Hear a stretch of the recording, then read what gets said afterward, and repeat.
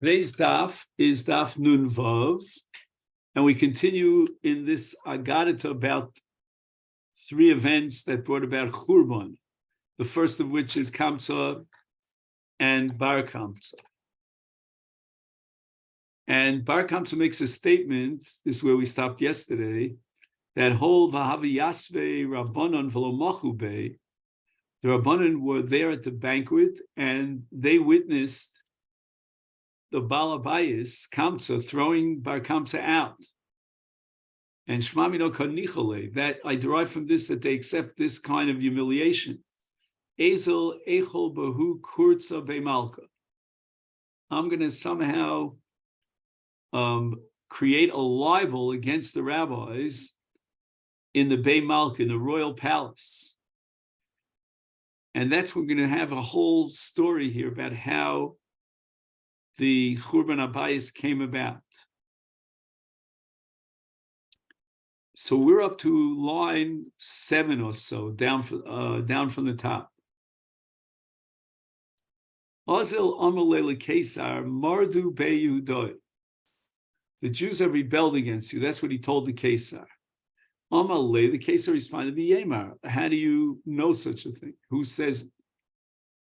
Amalei, Bar Kamsa suggests to the Kesar, Shadar Lahu Korbana, send an animal with me, I'll be the Shliach, to bring this to the Beis HaMikdash, and Chazis Imekarvinle, and let's see if they'll offer it on the Mizbeach. Azal Shadar Biyadei Egla Tilta. So the Kesar agrees to this plan, and he sends a very fine Egla is a calf with Bar Kamsa. And Bahadi to call Asi, as Bar Kamsa is on his way to Shalayim, Shada Be Muma. He takes out a knife and he creates a mum in the calf. How does he do it? Benivs Vasayim, right? In the lip of the calf. B'Amilei, according to another tradition, it was Bedukin Sheba'ayin. It was in the cataract in the eye. And in these cases, it was not obvious that this was a Baal Mum. Okay, now we have to emphasize, number one, that a Bedukin Ba'ayin, which is a cataract, is a disqualifying blemish. And that a Gentile can voluntarily bring karbanos to be sacrificed on the Mizbeach just like a Jew. There's a long discussion here about exactly the biology of it. How is it possible to create a cataract in an animal's eye? Apparently, if you strike the eye in a certain way, you could cause a cataract.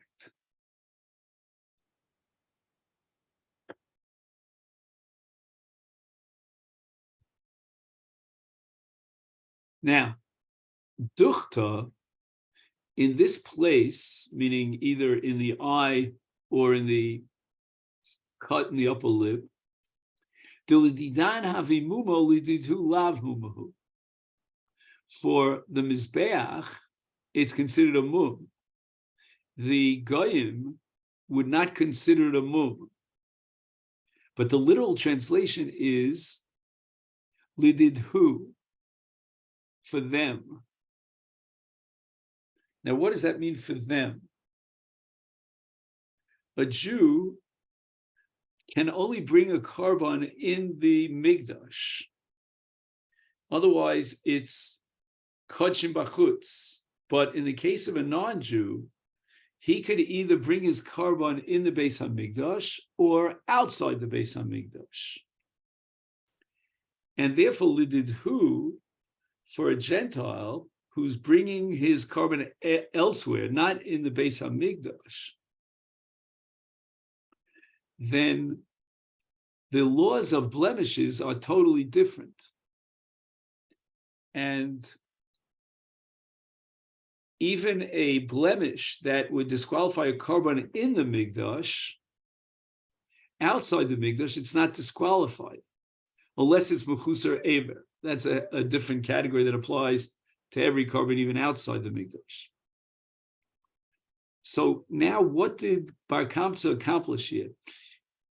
He put the rabbis in a situation where they just simply couldn't refuse the animal and say, well, it's a balmum, because in the eyes of the Kesar, the animal is not a balmum, because the Kesar could bring this animal outside the mikdash. Sover Rabbanan lekrove. Lekarev means to be makriv, and the Rabbanan thought in this case we have no choice, but mishum shalom malchus, in order to maintain our relationship with the malchus of Rome, we're going to have to bring this karma, because it's really pikuach nefesh. If they are suspicious of Klal Yisrael for not bringing the carbon of rebelling, then the Jewish people would be killed. So this is certainly a case of pikuach nefesh, and we're not violating avodah zarah gilurai shvichas damim. So there's no yeharg val yavar here. So the Rabbanan were ready to be makriv the carbon, but what happened? Who put his foot down? Amar lahu, it was somebody by the name of Rabbi Zachariah ben Avkulis. Yomru bale mumim krevim l'gabi mizbeach. The people will be misled into thinking that you could be makriv a bal mum. Sava lemiktale, maybe we should kill Bar Kamsa, so that he shouldn't go back to the Kesar and tell the Kesar that they refuse to bring the makriv of the karma.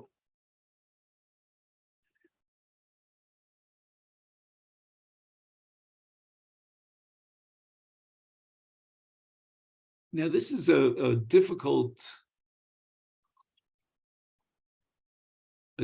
piece of Gemara here.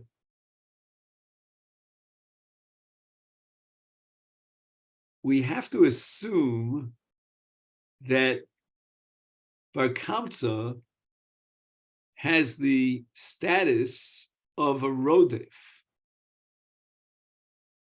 even though one could argue that he's not actively pursuing anyone to kill him,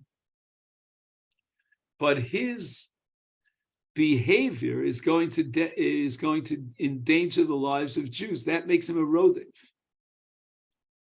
Like, for example, the Gemara says that a katan could be a rodef, even though he's not guilty of any avera, not even ritzicha, but nevertheless, if his actions are endangering the lives of others, he has the status of a rodef.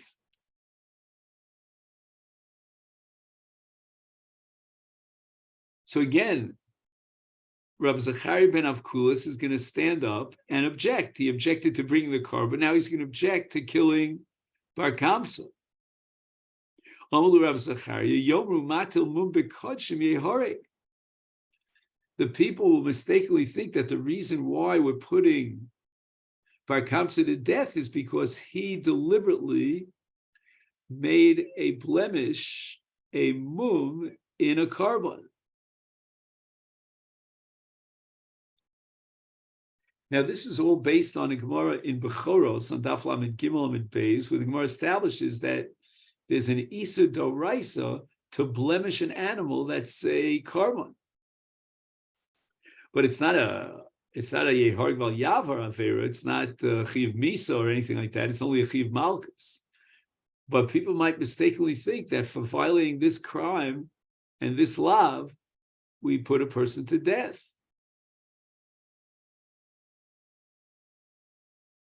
Rabbi Yochanan is a very famous statement of Rabbi Yochanan, V'noso shel Rav Zachariah ben Avkulis hechriva es beisenu sarva es echalenu v'higlisanu me'artzenu. Now, literally, if you translate the word anvenuso, it's the humility. But I think in this case, we should offer a slightly different translation of the word anvenuso. if we take it literally, maybe he felt about himself that he's not qualified to establish that Bar Kamsa is a rodif, maybe. But perhaps on Venuso here means the extreme tolerance, when let's tolerate Bar Kamsa and not put him to death.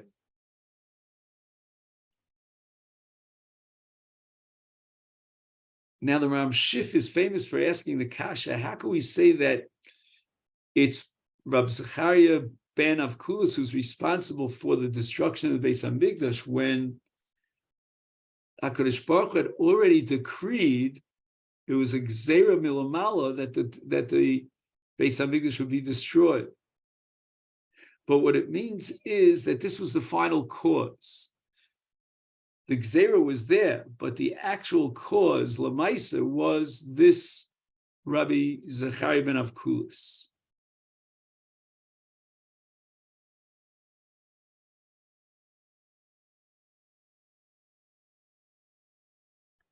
Now, the Maharsha points out, but I think it's an obvious point, that although HaKadosh Baruch Hu goes there the Gzeira of Golus, but it's only the Kesar that made the decision to destroy the Migdash, and that decision was based on the fact that they didn't accept his korban.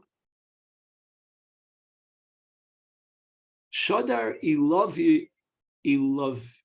you Liniron Kesar.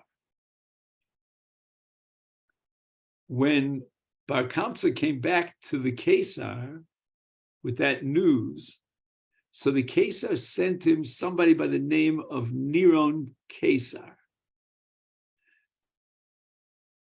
Now, it seems like he sent them to Niron Kesar, which is really just the opposite. He really sent Niron Kesar against them, meaning to attack Yerushalayim. But perhaps we should interpret the Gemara that after Bar Kamsa and the rejection of the sacrifice in the Migdash of the korban of the Kesar,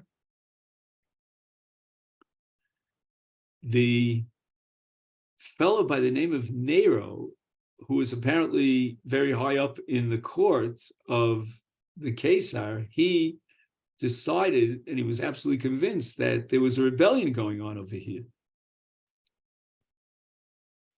However, Ki Asi, when he approached Yerushalayim, thinking that he would be subjecting sublimating this rebellion, Shada Nira LeMizrach, he wanted to make a siman to see whether indeed HaKadosh Baruch Hu had decided to destroy Yerushalayim. So he sent an arrow towards the east, Asa Nafal Yerushalayim. He sent an arrow Lemairav towards the west, Asa Nafal Yerushalayim. Larba Ruchos HaShamayim. He sent an arrow towards all the four directions up in the heavens, and Asa Nafal Yerushalayim. They all fell on Yerushalayim. So now Nero sees from these a Simon L'Dover that he will be able to destroy Yerushalayim. And apparently, according to the Maharsha, at least, the arrow that he sent was from a distance, and Al Piderech HaTeva, it would not have arrived all the way to Yerushalayim, but there was a wind, and the wind carried the arrow all the way to Yerushalayim.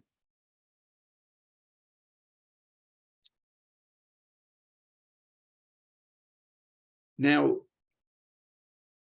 the arrow reached Yerushalayim, and HaKadosh Baruch Hu could have actually diverted the arrow, but HaKadosh Baruch Hu did not do so.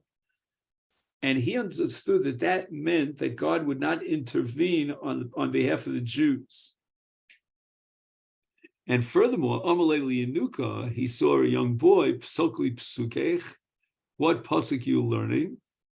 Amalei, and the child responded with a pasuk in Yechezkel, V'nasati es nikmosi be'edom.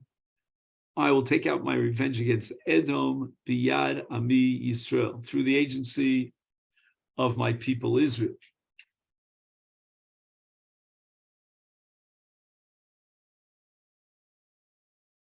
So Hashem will punish Edom for the destruction of the Mikdash. And that'll happen through the people of Israel. Omar. So this is what Nero understood from these simons, these, shall we say, divinations.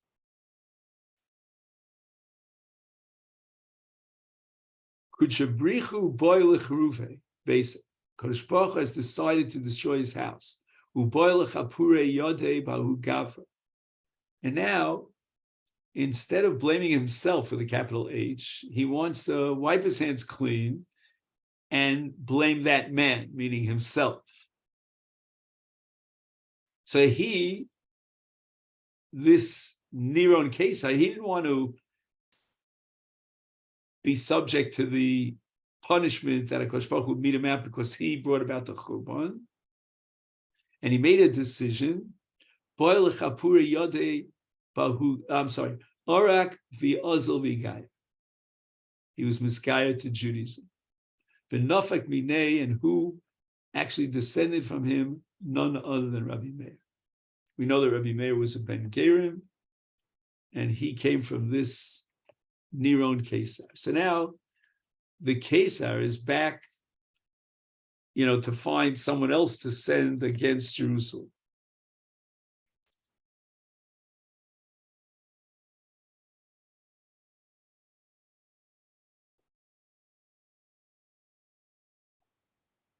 Now, many Rishonim ask, it's a very famous kasha, it's the Rambam in Hilchos Tshuva in Perek Vav asks this kasha, if there was a divine decree to destroy the Mikdash, then why are the Edomites going to be punished when they are really just shluchei hakel?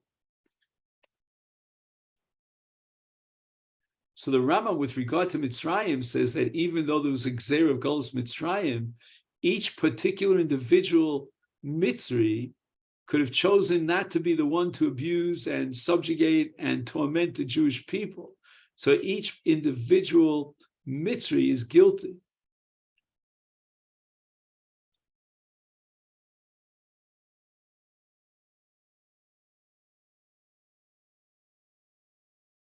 The Ramban has a different sheet according to which the Mitzrim went beyond the decree of Hashem and they oppressed the Jews to a greater extent than was mandated by the divine Gzeira.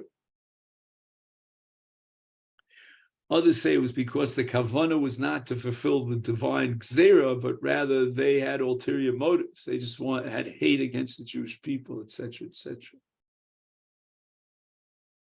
Shadre Iluye Las Pinus Caesar. Vespasian Caesar was sent against the Jews. Asa Tzoralesh Tlashonim. He besieged Yerushalayim for 3 years. Havubu Hanu Tlosa Atira. There were 3 very wealthy and important Jewish people like Dimon Ben Gurion, Uben Kalba Savua, Uben Tzitzis Hakeses. Now the Gemara explains the names of these 3 wealthy Jews. Nakdimon Ben Gurion, Shenokto Lo Chama Bavuro. The son, Nokta. Nokta literally means there was a nikud, a piercing hole in the sun on his behalf. It was a great miracle. What was the story? Ben Kalba Savua. I'm sorry. So that's Nakdimon. We'll explain the story. I just forgot if the Gemara does it later on. I think again. Well, we'll mention anyway. It's a Gemara at the end of Tainis. The Gemara says that Nakdimon made an agreement to buy water for the Jewish people during this terrible period when Vespasian was surrounding the city of Yerushalayim, and he made an agreement with a certain guy that he would return the loan of the water by a certain day. And he actually returned it before Shkia, but this guy claimed it was after Shkia, and therefore Hashem did a miracle and the sun came out, and that's how they were able to win the case, so to speak. Now we have Ben Kalba Savua. What's the name Ben Kalba Savua? Shekol Hanichnas Lebeso. Anyone enters his house, Kshuroiv, when he's hungry, Kekelev, like a dog, Yotze Kshehu Saveh. He leaves satisfied. That was the great stalker of Ben Kalba Savua.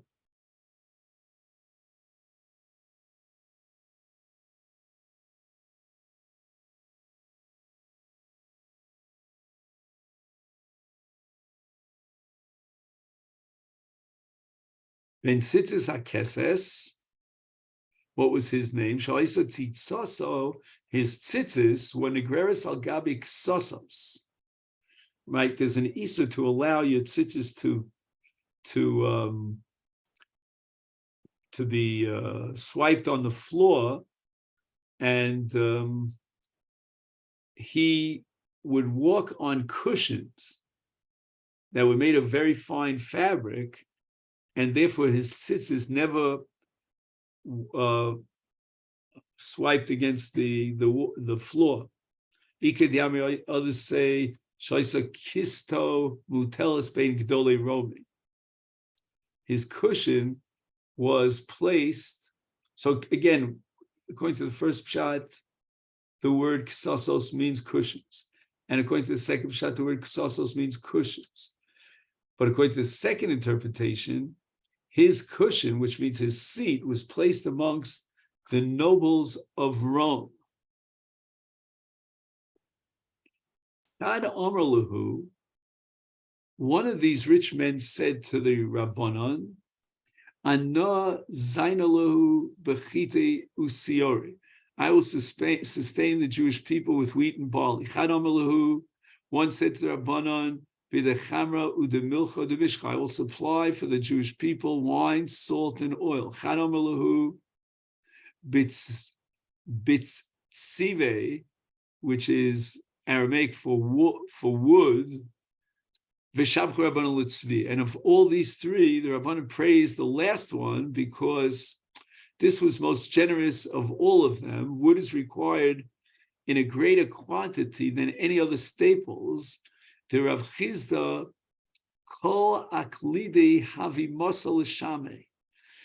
He would entrust his keys into the hands of his shame, his haizbacha, bar mitzviz, but not the key to the storehouse of wood. The Rav Chizda used to say,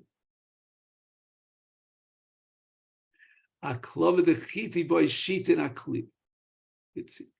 If you want to make a storehouse full of wood and then full of wheat, and convert that wheat to bread, you need 60 storehouses of wood for every single storehouse of wheat. Havilu lemezan esrim v'chad shota.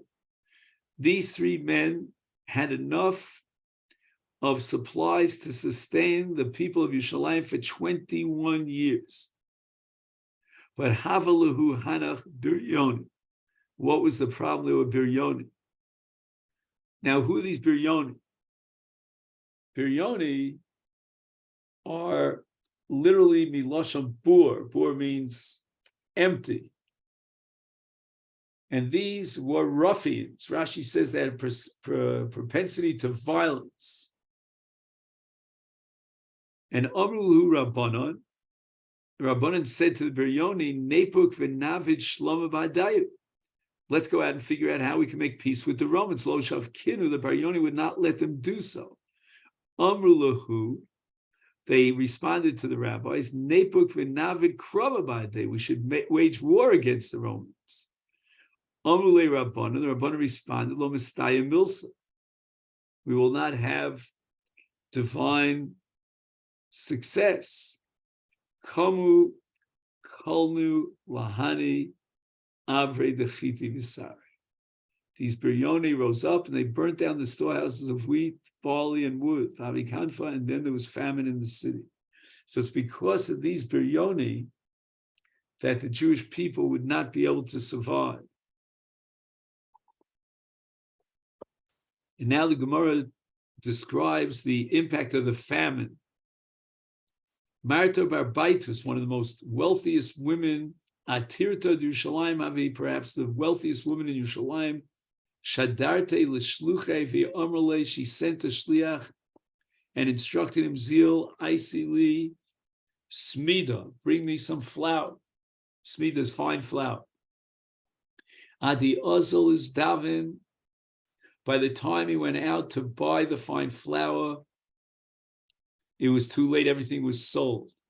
I don't know why he couldn't buy something else instead, but Asa Amala, he comes back and tells her, Smida leka chiyuvarta ika, but I saw that they have white bread, not fine flour bread.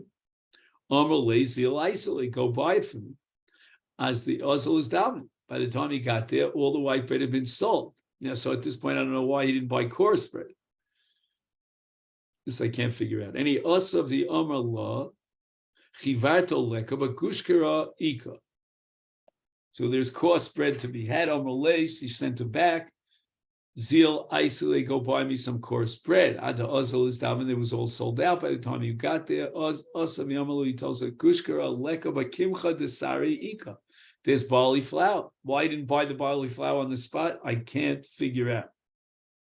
Amrle, she said to him, Zil, Isili, go back to the marketplace and buy me some barley flour.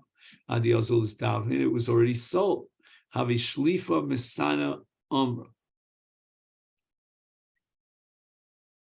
She was not wearing her shoes. Shlifa means she threw out her shoes. Epuk v'echse, even though I'm barefoot, I'm going to go out and see what the story is. Can I find something to eat? There was some dung that was stuck to her foot, and she was so nauseated by this dung that she died. Kori alei Rabbi Yochanan and Zakkai. Rabbi Yochanan and Zakkai quoted the pasuk in Dvarim, in that prophecy that foretells the destruction of Yerushalayim and the Mikdash. Haraka becha v'aguga anuga ashalonista kaf ragla. The delicate and pampered woman amongst you who never ventured to set the sole of her foot upon the ground. Ika Diamri, another transmission of Martha's death, Grogos to Rabbi Tzadok Ochla. She ate the dry figs of Rabbi Tzadok, Ve'nisa Umesa. She became nauseated and she died. To Rabbi Tzadok, Yosef Arboin Shnin V'tanisa. Rabbi Tzadok fasted for 40 years, V'lo Licharev Yerushalayim, to prevent the destruction of Yerushalayim. So already 40 years before the Churban, he anticipated the Churban.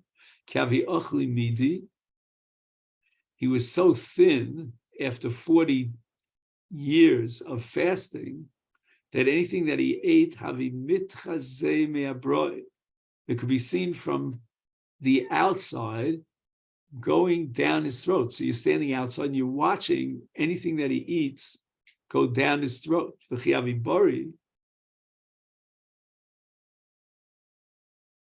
In other words, he couldn't consume solid food, maisile grogos. So he would nourish himself with dried figs. Mayitz, maihu, v'shadilu.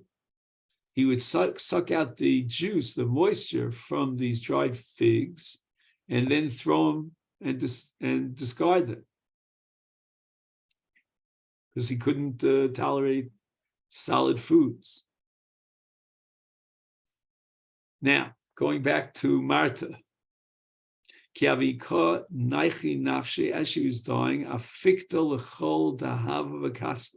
She took out all her gold and silver, shadisa v'shuka, and threw it in the marketplace. Omra, and she declared, Hi leman mi boile. What do I need this for? I dechsiv kaspam bachutzos yashlichu. And this is a pasuk in Yechezkel. They will throw their silver into the streets.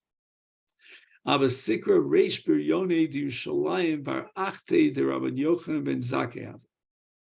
The chief of all the biryone in Yushalayim was the nephew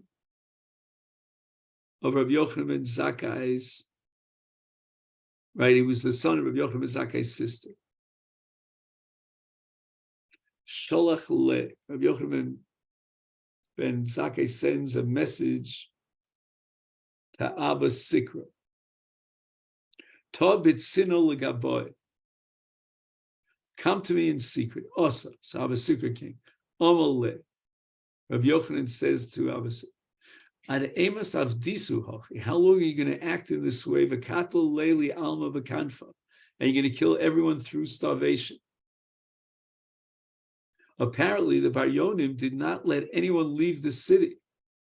Amalei ma'evid. What should I do? De'iyamina lahu.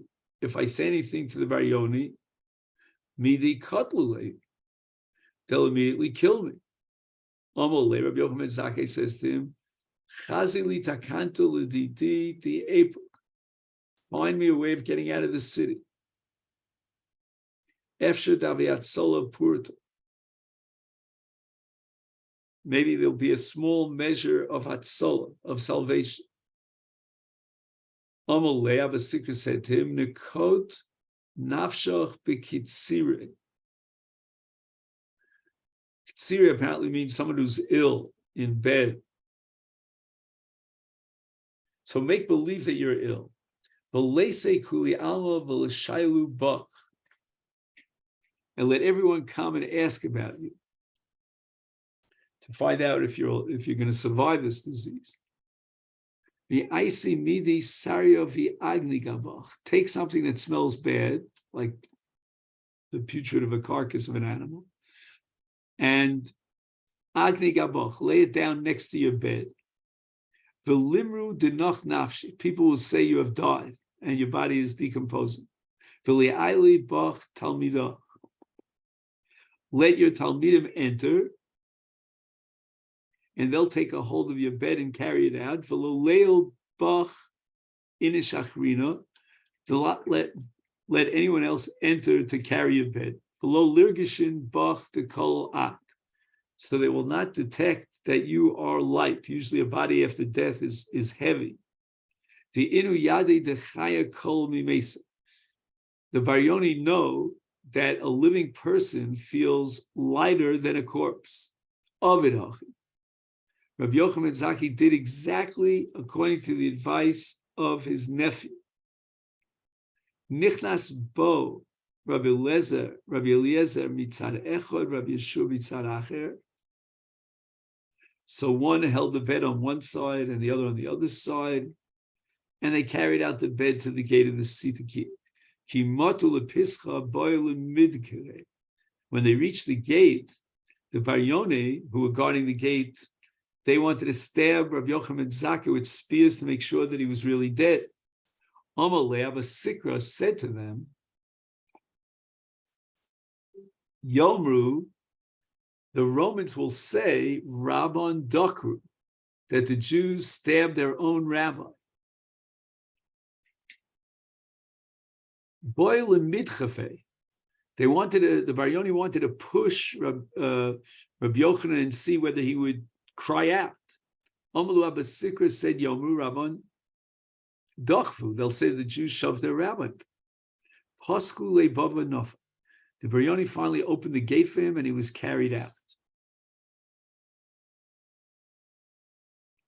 Imot Hassam, when Rabbi Yochanan ben Zakkai reached the Roman camp, Omar Shlom Aloch Malka, Shlom Aloch Malka, peace upon you, O king, peace upon you, O king. Omale Vespasian says to him, Michayvis Trek Tola. you are liable to death on 2 counts. Chada, to love malka anovaka karsli malka. I'm not a king, and you're really mocking me by calling me a king. And furthermore, if I am a king, ad ha'idna milo asis legaboy, why didn't you come to me? Why didn't you come to me until today? Rabbi Yochanan Zakkai said to him, Deka amrit lav malka noah. First of all, that which you said, I am not a king,